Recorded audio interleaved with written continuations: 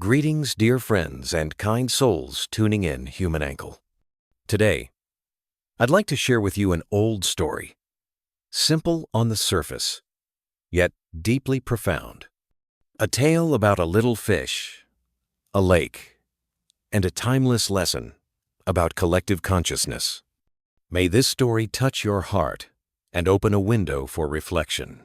Long ago, in a distant land, there was a crystal-clear lake where fish had lived in harmony for generations. The lake wasn't vast, but it was wide enough to hold the dreams and lives of many. Fish swam freely, water plants swayed with the ripples, and the sky reflected gently upon its surface. Among them lived a curious little fish named Lien Nu. Bright and clever, he often asked questions no one else did. One day, Lien Nu swam up to the oldest fish in the lake and asked, "Why must we live together with other creatures? Wouldn't life be easier if I had a space all to myself, no food to share, no others to disturb me?" The old fish smiled kindly and replied, "You have yet to see what happens when a single drop of water believes it doesn't need the ocean." Lien Nungu didn't quite understand. That night, the little fish had a strange and vivid dream. In the dream, he found himself in a perfect world, cool, clear water, endless food, and not a single other creature in sight. No competition, no noise, no sharing. At first, he felt pure joy, but slowly, that silence became eerie.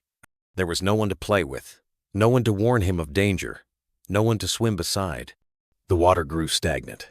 The once fresh lake turned murky. Food began to rot. The world grew heavy, lifeless.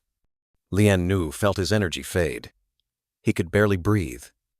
And just as he began to suffocate, he awoke, panting, shaken. The dream had felt so real and so lonely. All around him, the other fish were peacefully asleep. Lien Nu looked at them with new eyes. From that day forward, Lien Ngu was never the same. He offered his space to young fish who needed shelter. He shared food in dry seasons. Each morning, he swam with the others around the lake to help stir the water and keep it alive. These small acts changed the lake. The water became clearer. Plants grew lush. Birds returned to sing and rest on the shores. And in his heart, Lien Nu whispered, "I am not just one small fish. I am part of the lake, and the lake is part of me." The story of Lien Ngu is the story of us all. In society, if each person lives only for themselves, the whole begins to decay. But when we live with collective consciousness sharing, supporting, uplifting, then, like the lake, our communities become vibrant, clear, and full of life. No one is an island.